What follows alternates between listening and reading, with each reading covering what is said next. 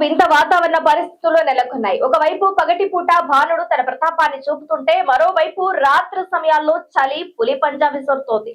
గత 2 రోజులుగా రాష్ట్ర వ్యాప్తంగా పగటి ఉష్ణోగ్రతలు సాధారణం కంటే గణనీయంగా పెరిగాయి. ముఖ్యంగా ఆదిలాబాద్ జిల్లాలో సూర్యుడు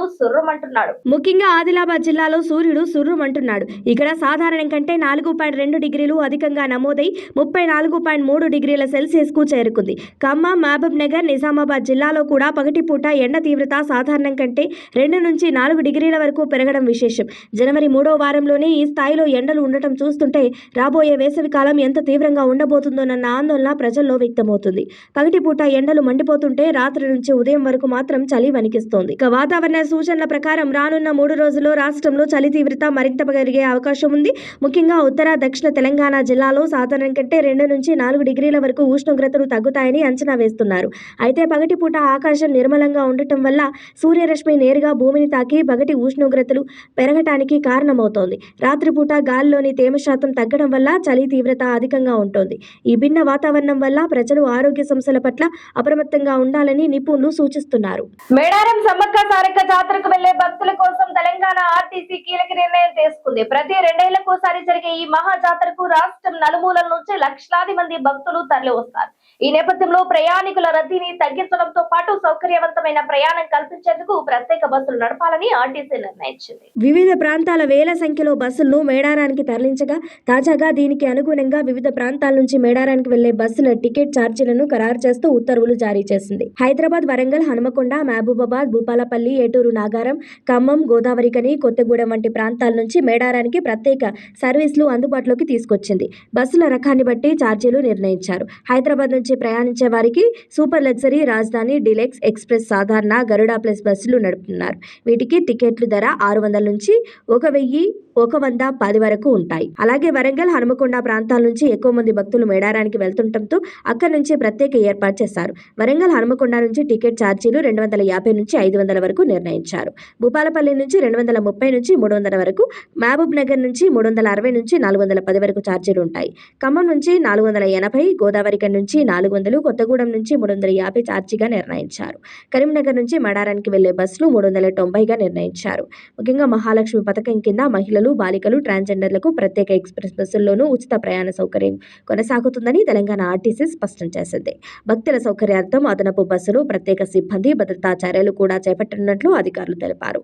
జాతరకు వెళ్లే భక్తులు ముందస్తుగా ప్రణాళిక చేసుకుని ప్రయాణించాలని సూచించారు. మేడారంలో జరిగిన కేబినెట్ సమావేశంలో మంత్రివర్గం కీలక నిర్ణయాలు తీసుకుంది. రాష్ట్రంలోని అభివృద్ధి పనులపై ముందడుగు వేస్తూ పలు నిర్ణయాలకు ఆమోదముద్ర వేసింది.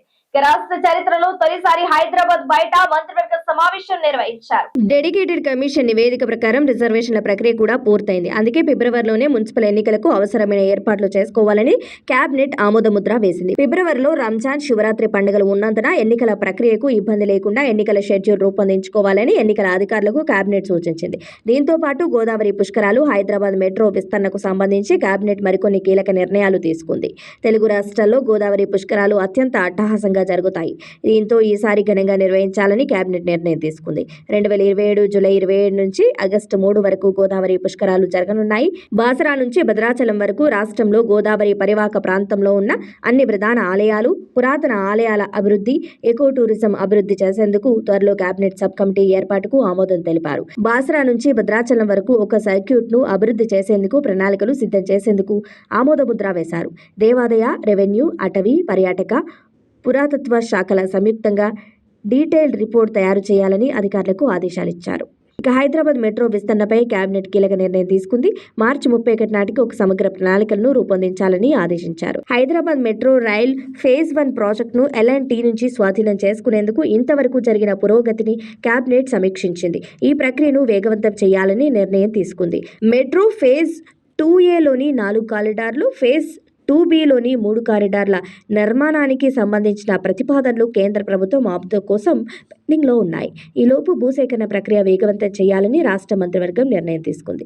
2787 కోట్ల అంచనా వ్యయమయ్యే భూసేకరణ ప్రతిపాదనలను మంత్రివర్గం ఆమోదించింది. ఇక హైదరాబాద్ సమీపంలోని అబ్దుల్లాపూర్ మండలంలో ఎకో టౌన్ డెవలప్మెంట్ కు తెలంగాణ 2Cకి 494 ఎకరాల భూమిని కేటాయించేందుకు కేబినెట్ ఆమోదించింది. ఇక హైదరాబాద్ సిటీలో ట్రాఫిక్ సమస్యలను అధిగమించేందుకు బంజారా రైల్స్ లోని ఐసీసీసీ నుంచి శిల్పా లేఅవుట్ రోడ్డు వరకు కొత్తగా 9 కిలోమీటర్లు కొత్త రోడ్డు నిర్మాణానికి కేబినెట్ ఆమోదం తెలిపింది. ఏపీలో చలి పులి పొగమంచు ప్రజలను భయపెడుతుంది. విపరీతమైన చలి, దట్టమైన పొగమంచుతో ప్రజలు తీవ్ర ఇబ్బందులు పడుతున్నారు. మంచు దుప్పటి కప్పేయడంతో వాహనాలు వెహికల్స్ డ్రైవ్ చేయలేకపోతున్నారు. దీంతో సంక్రాంతికి ఊరెళ్లి తిరిగి వాహనాల్లో వచ్చే వారికి ఇబ్బందిగా ఉంది. ఉదయం 10 దాటిన చలి పొగమంచు అలాగే ఉంటుంది. 10 గంటల తర్వాత కొంచెం పొగమంచు తగ్గుతుంది. దీంతో ఉదయం వేళల్లో ప్రయాణాలు చేయకపోవడమే మంచిదని వాతావరణ శాఖ స్పష్టం చేసింది. అత్యవసరమైతే తప్ప ప్రయాణాలు చేయవద్దని హెచ్చరికలు జారీ చేసింది. ప్రజలు అప్రమత్తంగా ఉండాలని, జాగ్రత్తలు పాటించాలని సూచనలు చేసింది. తెలంగాణ రైతులు రైతు భరోసా డబ్బుల కోసం కళ్ళు కాయలు కాసేలా ఎదురు చూస్తున్నారు. యాసంగి సీజన్ నవంబర్ లోనే మొదలైనప్పటికీ ఇప్పటి వరకు పెట్టుబడి సాయం ప్రభుత్వం జమ చేయలేదు. దీంతో పెట్టుబడి కోసం నిధులు లేక రైతులు ఇబ్బందులు పడుతున్నారు. అప్పు తెచ్చుకుని మరీ పంట సాగు చేస్తున్నారు. రైతు భరోసా డబ్బులు పడితే నిధులు కొరత ఉండదని ప్రభుత్వం వెంటనే జమ చేయాలని డిమాండ్ చేస్తున్నారు. ఇక సంక్రాంతి డబ్బులు అకౌంట్ లోకి విడుదల చేస్తారని ప్రభుత్వం కూడా ప్రకటించింది. దీంతో పండగకి అకౌంట్ లోకి డబ్బులు పడతాయని రైతులు ఆశించారు. కానీ నిధులు జమ కాకపోవడంతో నిరాశ చెందుతున్నారు. సంక్రాంతికి డబ్బులు పడి ఉంటే రైతులు పండగ ఆనందంలో మునిగిపోయేవారు. కానీ ప్రభుత్వం నిధుల విడుదలలో జాప్యం చేస్తుంది. సంక్రాంతి పండగ సందర్భంగా నిధులు జమ చేయాలని ప్రభుత్వం తొలుత భావించింది.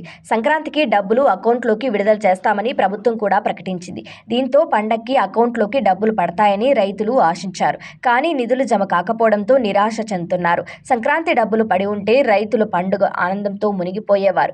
కానీ ప్రభుత్వం నిధుల విడుదలలో జాప్యం చేస్తోంది. ఫిబ్రవరి లేదా మార్చిలో రైతు భరోసా నిధులను ప్రభుత్వం జమ చేసే అవకాశం కనిపిస్తోంది.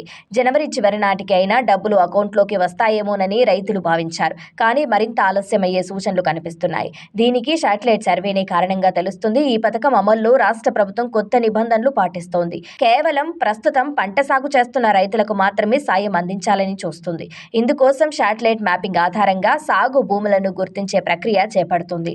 అగ్రికల్చర్ యూనివర్సిటీ ఆధ్వర్యంలో ప్రభుత్వం ఈ సర్వే చేపడుతుంది. రాష్ట్ర వ్యాప్తంగా ఈ సర్వే పూర్తవటానికి మరికొంత సమయం పట్టే అవకాశం ఉంది.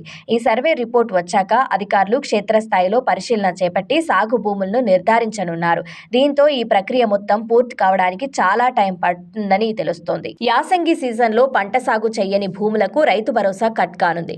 కేవలం సాగు చేస్తున్న పంట భూములకు మాత్రమే రైతు భరోసా ఇవ్వాలని రాష్ట్ర ప్రభుత్వం నిర్ణయం తీసుకున్నట్లు తెలుస్తుంది. కేవలం అర్హులకు మాత్రమే రైతు భరోసా అందించాలనే ఉద్దేశంతో ఈ నిర్ణయం తీసుకుంది. ఇక మేడారంలో జరిగిన కేబినెట్ సమావేశంలో కూడా రైతు భరోసా నిధుల విడుదలపై చర్చ జరగలేదు. దీంతో నిధుల విడుదల ఆలస్యమయ్యే సూచనలు కనిపిస్తున్నాయి. ఈ పథకం కింద ప్రతి ఎకరానికి 6,000 చొప్పున ప్రభుత్వం జమ చేయనుంది. బంగారం ధరలు చాలా డైనమిక్ గా ఉంటాయి. ఏ రోజుకు ఆ రోజు హెచ్చుతగ్గులకు లోనవుతాయి. బంగారంతో పాటు గత కొన్ని రోజులుగా వెండి ధరలు కూడా రికార్డు స్థాయిలో పెరుగుతూ పోతున్నాయి. పెట్టుబడిదారులకు అత్యంత సురక్షితవంతమైన మార్గంగా పేరున్న బంగారం ధరలు ఎప్పుడూ ఆసక్తికరంగానే ఉంటాయి. ఈ క్రమంలోనే బంగారం ధరను పెట్టుబడిదారులు, వినియోగదారులు నిశ్చితంగా గమనిస్తారు. ఇది ప్రపంచ మార్కెట్ ధోరణులు, స్థానిక డిమాండ్ రెండింటినీ ప్రతిబింబిస్తుంది. ముఖ్యంగా పండుగ సీజన్లో సమాచారంతో కూడిన కొనుగోలు లేదా పెట్టుబడి నిర్ణయాలు తీసుకోవటానికి నేటి బంగారం రేటును అనుసరించడం చాలా ముఖ్యం. ధరలు చాలా డైనమిక్ గా ఉంటాయి. ఏ రోజుకు ఆ రోజు హెచ్చుతగ్గులకు లోనవుతాయి. బంగారంతో పాటు గత కొన్ని రోజులుగా వెండి ధరలు కూడా రికార్డు స్థాయిలో పెరుగుతూ పోతున్నాయి. బంగారంతో పాటు వెండికి కూడా భారతీయుల్లో విపరీతమైన డిమాండ్ ఉంటుంది. ముఖ్యంగా పారిశ్రామిక అవసరాలు, ఆభరణాల తయారీలో వెండి పాత్ర కీలకం. నేడు ముంబైలో 24 క్యారెట్ల బంగారం 10 గ్రాముల ధర 1,43,770గా, 22 క్యారెట్ల ధర 1,31,790గా ఉంది. ఇక వెండి కిలో ధర 2,94,900గా ఉంది. ఢిల్లీలో 24 క్యారెట్ల బంగారం 10 గ్రాముల ధర 1,43,920గా ఉంది.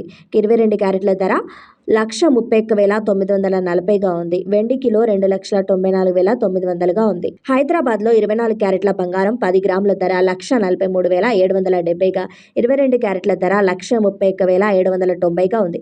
వెండి కిలో ధర 3,09,900గా ఉంది. తెలంగాణలో మరో కీలకమైన ఎన్నికల సమరానికి సమయం దగ్గర పడుతుంది. ఇప్పటికే గ్రామ పోరులో గర్జించిన ప్రధాన పార్టీలు ఇప్పుడు పురపాలికల్లోనూ సత్తా చాటేందుకు ఉవ్విళ్లూరుతున్నాయి. ఫిబ్రవరి 2వ వారంలో మున్సిపల్ ఎన్నికలకు నిర్వహించేందుకు నిర్ణయం తీసుకుంది. జిల్లాల పునర్విభజనకు కేబినెట్ ఆమోదం తెలిపింది. రిటైర్డ్ జడ్జితో కమిషన్ ఏర్పాటుకు కేబినెట్ నిర్ణయం తీసుకుంది. కేబినెట్లో 18 అంశాలపై చర్చ జరిగింది. మేడారంలో శాశ్వత భవనాల నిర్మాణాలకు కేబినెట్ ఆమోదముద్ర వేసింది. ఆ ఎమ్మెల్యే ఎటువైపు ఉన్నారనేది కొద్ది రోజుల క్రితం వరకు జరిగిన చర్చ. ఆయన విషయంలో స్పీకర్ ఇచ్చిన తీర్పుతో ఇక ఆయన అధికార పార్టీలోనే ఉంటారని అంతా అనుకున్నారు. కానీ పార్టీ మారిన ఆయన చూపంతా పాత గూటిపైనే ఉందన్న వార్తలు వచ్చాయి. ఇక అందుకు తగ్గట్టే ఆ ఎమ్మెల్యే చేసిన సంచలన వ్యాఖ్యలు రాజకీయంగా చర్చనీయాంశం అవుతున్నాయి. అయితే త్వరలోనే మున్సిపల్ ఎన్నికలు జరగనున్న వేళ గూడెం మైపాల్ రెడ్డి చేసిన వ్యాఖ్యలు సంచలనంగా మారాయి. తన అనుచరులు కార్యకర్తలతో సమావేశమైన ఎమ్మెల్యే మైపాల్ రెడ్డి బీఆర్ఎస్ పార్టీని వీడి తప్పు చేశానంటూ కీలక వ్యాఖ్యలు చేశారు. అప్పటి పరిస్థితుల్లో తప్పటడుగు వేసి కాంగ్రెస్లో చేరానని, అయితే కాంగ్రెస్లో తనకు నియోజకవర్గానికి వెంట్రుక వంతు లాభం కూడా జరగలేదని కామెంట్ చేశారు. 3 సార్లు బీఆర్ఎస్ నుంచి ఎమ్మెల్యేగా గెలిచానని, మున్సిపల్ ఎన్నికల్లో బీఆర్ఎస్ అభ్యర్థులను గెలిపించుకోవాలని కార్యకర్తలకు సూచించారు. తెలంగాణలో పలువురు బీఆర్ఎస్ ఎమ్మెల్యేలు కాంగ్రెస్లో చేరారు. టెక్నికల్ గా వాళ్ళు కారు పార్టీ ఎమ్మెల్యేలే అని స్పీకర్ తీర్పు ఇచ్చిన వారిలో చాలా మంది హస్తం పార్టీలోనే రాజకీయం ప్రయాణం కొనసాగిస్తున్నారు. ఆ ఎమ్మెల్యేల జాబితాలో పటాన్చెరు ఎమ్మెల్యే గూడెం మైపాల్ రెడ్డి కూడా ఉన్నారు. బీఆర్ఎస్ తరపున 3వసారి ఎమ్మెల్యేగా గెలిచిన మైపాల్ రెడ్డి కొన్ని నెలల క్రితమే మిగతా ఎమ్మెల్యేల తరహాలోనే పార్టీ మారారు. అయితే కాంగ్రెస్ నేతలతో సఖ్యత కుదరలేదు. గతంలో ఓసారి గూడెం వర్గీయులకు పటాన్చెరు కాంగ్రెస్ నాయకులకు మధ్య పెద్ద గొడవ కూడా జరిగింది. దీనిపై టీపీసీసీలో ఒకరికొకరు ఫిర్యాదు కూడా చేసుకున్నారు. అప్పటి నుంచి కాంగ్రెస్ లో ఉంటున్నా అధికార పార్టీతో మైపాల్ రెడ్డి అంటి ముట్టనట్టుగానే ఉంటూ వచ్చారు. ఈ క్రమంలో మైపాల్ రెడ్డి వ్యాఖ్యలు ఇప్పుడు పొలిటికల్ సైకిల్స్ లో హాట్ టాపిక్ గా మారాయి. మున్సిపల్ ఎన్నికల్లో ఆయన కాంగ్రెస్ కోసం కాకుండా బీఆర్ఎస్ కోసం పనిచేసేందుకు సిద్ధమయ్యారా అనే చర్చ జరుగుతుంది. దీంతో మళ్లీ ఆయన సొంత గూటికి చేరుకునేందుకు సిద్ధమవుతున్నారా అనే ఊహాగానాలు మొదలయ్యాయి.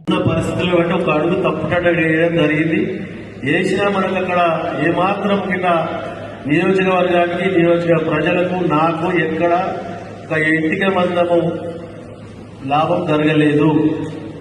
అన్ని కోడ్ ద్వారానే చూసుకుంటా ఉన్నాం. కాబట్టి అందుకే ఆలోచన చేసి ఈరోజు కన్న తల్లిదండ్రులను మరవకుండా 3 సార్లు నాకు టికెట్ ఇచ్చి మీ అందరి ఆశీర్వాదంతో బీఆర్ఎస్ పార్టీ మీద గెలిచినా కాబట్టి రేపు మనకందరూ మీరందరూ కష్టపడి చేసిర్రు. ఉపాధి హామీ కూలీలకు కేంద్ర ప్రభుత్వం శుభవార్త అందించింది. ఏప్రిల్ 1 నుంచి అమల్లోకి రానున్న కొత్త చట్టం ప్రకారం ముందుగానే వేతనాలు చెల్లిస్తామని ప్రకటించింది. మహాత్మా గాంధీ ఉపాధి హామీ చట్టం స్థానంలో కొత్త చట్టాన్ని ఏప్రిల్ 1 నుంచి అమలు చేయనున్నట్లు ప్రకటించింది. మహాత్మా గాంధీ జాతీయ గ్రామీణ ఉపాధి హామీ చట్టం స్థానంలో కేంద్ర ప్రభుత్వం గత ఏడాది డిసెంబర్లో కొత్త చట్టాన్ని తీసుకొచ్చిన విషయం తెలిసిందే. వికసిత్ భారత్ రోజ్గార్ ఔర్ ఆజీవికా మిషన్ గ్రామీణ చట్టానికి పార్లమెంట్ ఆమోదం తెలిపింది. రాష్ట్రపతి నుంచి ఈ బిల్లును ఆమోదించారు. దీంతో ఇకపై మహాత్మా గాంధీ ఉపాధి హామీ పేరుకు బదులు వికసిత్ భారత్ రోజ్గర్ ఆజీవికా హామీ మిషన్ పేరుతో ఈ పథకం అమలు కానుంది. కొత్త ఆర్థిక సంవత్సరం ఏప్రిల్ 1వ తేదీ నుంచి ఆ పేరుతో ఈ పథకం అమలు చేయాలని కేంద్రం ఇప్పటికే నిర్ణయించింది. పేరు మార్పుపై ప్రతిపక్షాల నుంచి తీవ్ర విమర్శలు వస్తుండగా కేంద్రం తిప్పికొడుతుంది. తాజాగా కేంద్ర ప్రభుత్వం ఈ పథకంపై జరుగుతున్న ప్రచారంపై క్లారిటీ ఇచ్చి ప్రజల అనుమానాలను తొలగించింది.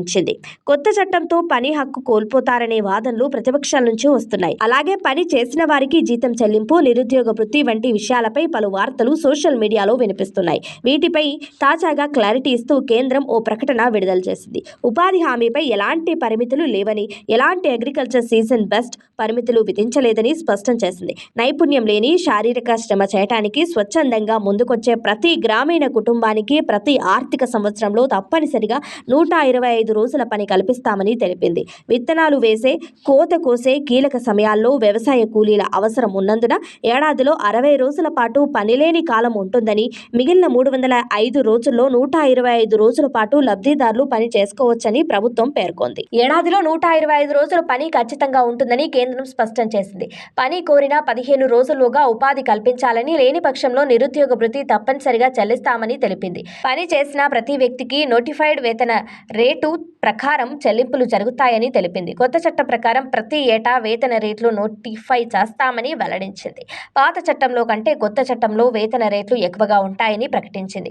వారానికి ఒకసారి లేదా 15 రోజుల్లోగా పనిచేసిన వారికి అకౌంట్లలో నిధులు జమ చేస్తామని పేర్కొంది. కేంద్ర రాష్ట్ర ప్రభుత్వాలకు భారం కాకుండా 60:40 నిష్పత్తిలో భాగస్వామ్యం ఉంటుందని, ఈశాన్య, హిమాలయ రాష్ట్రాలకు 90:10 నిష్పత్తిలో అమలు జరుగుతుందని కేంద్రం పేర్కొంది. తెలంగాణకు ప్రభుత్వ భూములే అతిపెద్ద బలమని మరోసారి రుజువైంది. పరిశ్రమల ఏర్పాటుకు తక్షణమే వినియోగించుకునేలా రాష్ట్ర ప్రభుత్వం వద్ద ఉన్న 76,000 ఎకరాల భూములు ఉన్నాయి.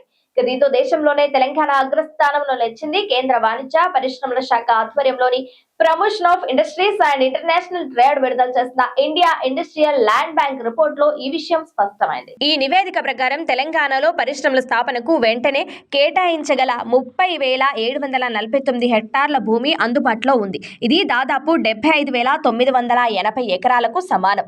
మహారాష్ట్ర, గుజరాత్, తమిళనాడు వంటి పెద్ద పారిశ్రామిక రాష్ట్రాలను వెనక్కి నెట్టి తెలంగాణ దేశంలోనే నంబర్ 1 స్థానాన్ని దక్కించుకుంది. దేశవ్యాప్తంగా ఉన్న పారిశ్రామిక వాడలను కేంద్ర ప్రభుత్వం GIS ఆధారంగా మ్యాపింగ్ చేసింది. ఈ మ్యాపింగ్ లో తెలంగాణలో మొత్తం 157 ఇండస్ట్రియల్ పార్కులు ఉన్నట్లు వెల్లడైంది. ఈ పార్కుల పరిధిలో మొత్తం 32,033 హెక్టార్ల భూమి ఉండగా అందులో ఎక్కువ భాగం ఇప్పటికే పరిశ్రమల కోసం రెడీగా ఉందని నివేదిక చెబుతోంది. పెట్టుబడిదారులు స్థలం కోసం వెతుక్కునే పరిస్థితి లేకుండా ప్రభుత్వం ముందే భూములను సిద్ధం చేయటమే తెలంగాణకు ఈ ఆధిక్యం తెచ్చిందని అధికారులు చెబుతున్నారు. లిటిగేషన్లు లేని క్లియర్ టైటిల్ భూములతో ప్లాగ్ అండ్ ప్లే విధానంలో పరిశ్రమలు ఏర్పాటు చేసుకునే అవకాశం ఉండటమే ఇన్వెస్టర్లను ఆకర్షిస్తుంది. ఇతర రాష్ట్రాలతో పోల్చితే తెలంగాణ ల్యాండ్ బ్యాంక్ ఎంత బలంగా ఉందో నివేదిక స్పష్టంగా చూపించింది. మహారాష్ట్రలో 523 ఇండస్ట్రియల్ పార్కులు ఉన్నప్పటికీ అక్కడ అందుబాటులో ఉన్న భూమి సుమారు 48,575 ఎకరాలు మాత్రమే. తమిళనాడులో 40,255 ఎకరాలు, గుజరాత్లో 31,147 ఎకరాలు మాత్రమే లభ్యతలో ఉన్నాయి. పొరుగున ఉన్న ఆంధ్రప్రదేశ్లో 638 పార్కులు ఉన్నా తక్షణ వినియోగానికి 26,555 ఎకరాలు మాత్రమే అందుబాటులో ఉన్నట్లు నివేదిక పేర్కొంది. కేవలం భూమి ఉండటం మాత్రమే కాకుండా ఏ రంగానికి ఎక్కడ అనుకూలమో ప్రభుత్వం ముందే గుర్తించి క్లస్టర్లుగా అభివృద్ధి చేస్తోంది. ఫార్మాసిటీ, లైఫ్ సైన్స్ రంగాలకు ప్రత్యేక కాలుష్య రహిత జోన్లు, జహీరాబాద్, సీతారాంపురం ప్రాంతంలో ఈవీ, ఆటోమొబైల్ పరిశ్రమల కోసం భారీ భూములు కేటాయించారు. మహేశ్వరం, ఆదిబట్ల ప్రాంతాల్లో ఏరోస్పేస్, డిఫెన్స్, ఎలక్ట్రానిక్స్ తయారీకి భూములు సిద్ధంగా ఉన్నాయి. టెక్స్టైల్స్ రంగానికి వరంగల్ వైపు, ఫుడ్ ప్రాసెసింగ్ పరిశ్రమలకు నిజామాబాద్, కరీంనగర్ జిల్లాలో భూములను ప్రభుత్వం మార్క్ చేసింది. ఈ విధంగా రంగాల వారీగా భూములను విభజించడంతో ఒకే చోట అనుబంధ పరిశ్రమలు ఏర్పడి పూర్తి ఎకోసిస్టమ్ అభివృద్ధి అవుతుందని నిపుణులు చెబుతున్నారు.